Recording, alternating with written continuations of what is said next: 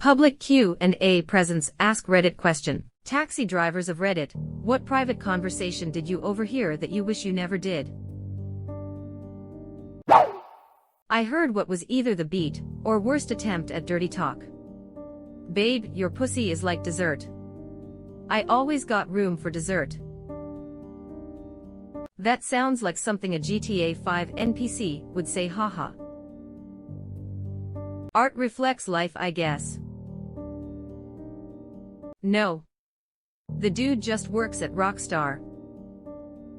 Pure poetry. I thought it said desert, and he was telling her she's dry. Went to the Ben Shapiro School of Dating. Me too. Me too. Ha ha ha. Hey man, it's all in the reception. If the lady is into it, then it's all good. Best. That is the smoothest thing I have ever heard, but I live in Ohio. I used to drive taxi on the Big Island. Hi. I picked up a couple late one night from a bar. They were clearly intoxicated, and they tell me what hotel. It's a bit of a drive. Good money. So we're going along. I don't hear any talking. But after about 10 minutes, I hear something like stirring mac and cheese, if you know what I mean. I briefly look behind and see him vigorously fingering her. I really wish I hadn't. I told them to stop, but they didn't seem to care. By the time I dropped them off, I had made a $200 tip. I hope the vomit feeling didn't last too long. You tried. Stirring mac and cheese, LMAO, this got me. That's what good pussy feels like. Vine reference. Lamer. I asked my Lebanese BIL what this means, and he said it was the equivalent of what did you say? He was stirring mac and cheese in the back seat. I bet you weren't the only one who got a tip that night, Iowa. Macaroni in a pot. WAP. That's what good pussy sounds like. My sisters and I have always called that sound mayak. Mashed potatoes, egg salad, mushed banana. Stop mayaking. You and your sisters sound twisted. I like you all. Nice. Also tip for the future. Don't look around, it's too weird. Instead, turn your inside mirror to them so it's more subtle that you're looking at them. The same tip that he used. Only drove cab for a few months many years ago, but I drove the graveyard shift and saw and heard lots of interesting things in that short time. One night a couple, who were obviously of low socioeconomic status, got in my cab, and were at each other's throats bickering from the very beginning. There was something about a missing ring, and failed drug scores. Then the woman said something that must have really pissed off the guy because he paused for a second and said, "Bitch, you gave me syphilis, herpes, and AIDS, so shut the fuck up." There were a few minutes of quiet after that before the bickering started again. AIDS. The topper offer. You gave me AIDS automatically wins every argument. So as I demonstrated, this is the best decision for the company. But you gave me AIDS. What the fuck? Happily walks away. Doesn't work in the federal government. I cannot tell through words how funny this is. This is the funniest damn sentence I have heard all day. I am new in town, Mulani. I hope these two are no longer together. I hope they are, so they don't spread that mess. Given their fondness of hard drugs and unsafe sex, I am guessing there's a high probability both are now dead. That was 2-1 ISH years ago. Positivity. HIV positive. Seriously, like full-blown AIDS. HIV positivity. Outlook not so good. I am speechless. Not exactly what this thread is about, but I think applicable. I was driving a school bus, subbing on a kindergarten route. One little 5-year-old gets on and proceeds to tell me, I helped fix Daddy's lunch. I gived him a sammoc and some potato chips and an apple and his lucky coin. He has to have his lucky coin, or he gets mad and hits Mommy. Brought tears to my eyes at the thought of what this darling little human had witnessed. Yeah, I had a buddy who was a school bus driver. Always had similar stories. But if he is like me, he has some hilarious and heartwarming ones too. Off the top of my head, one funny one I remember is one teen boy always crossed right in front of the bus, not the 10-foot required. I kept telling him, I need to see your shoes.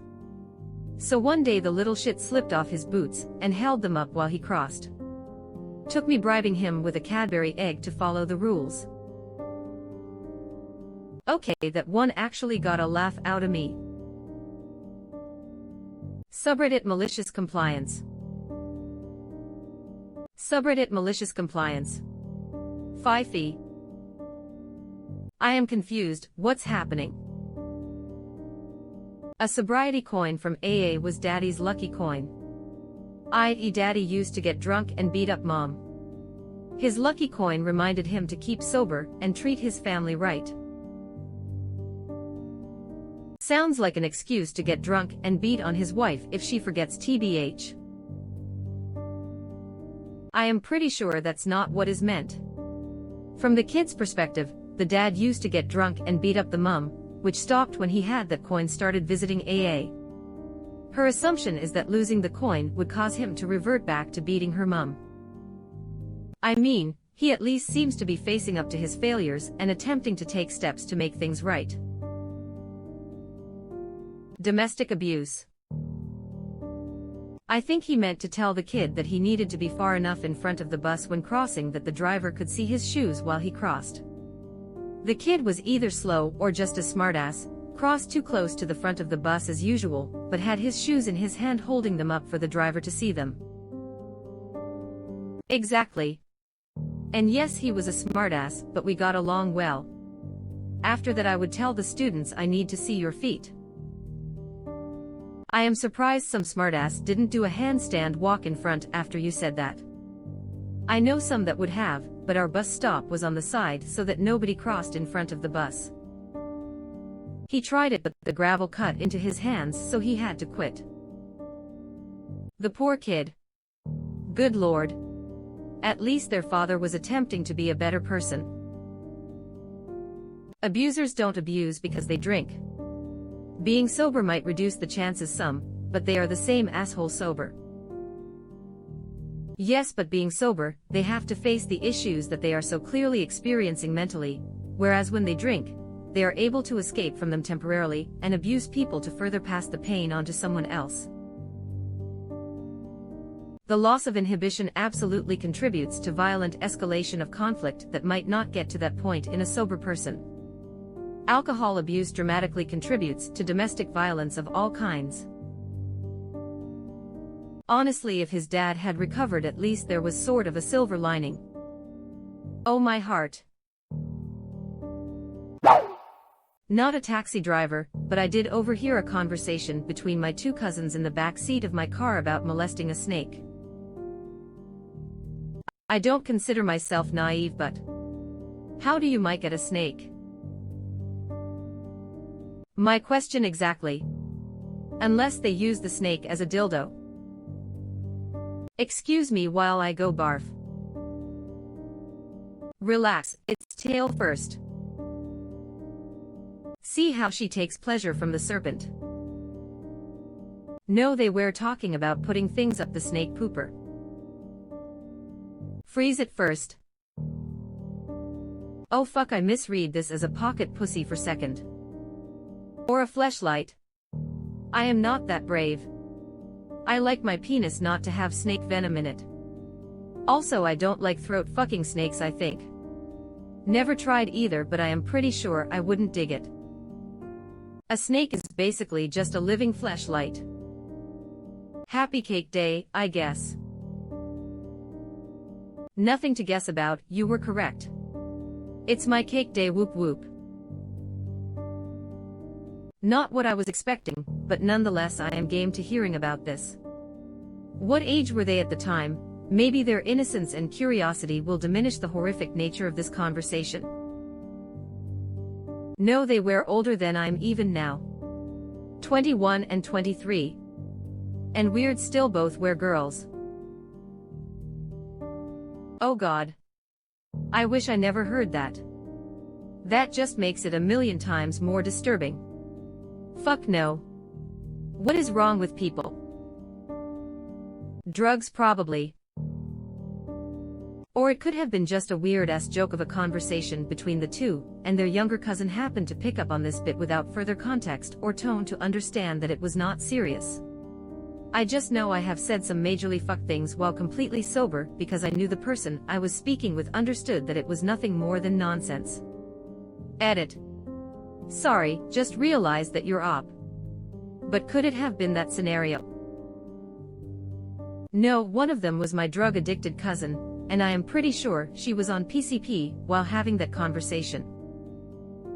Ooh. Yeah. Maybe the drugs then. Was I the only one thinking of a snake being used as a fleshlight? I am as confused as you are. I would imagine you were, yes.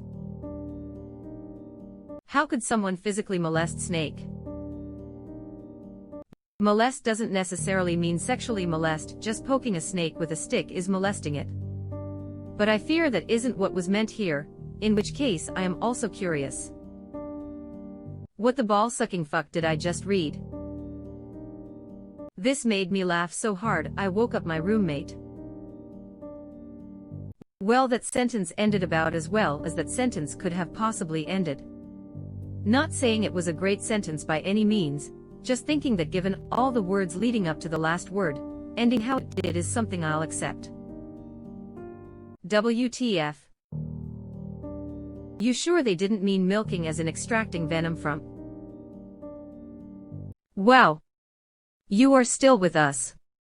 Thanks for being such a nice person. As long as you are here, why not like this video and subscribe to our channel? Also, you can press the bell icon, so you won't miss any future uploads.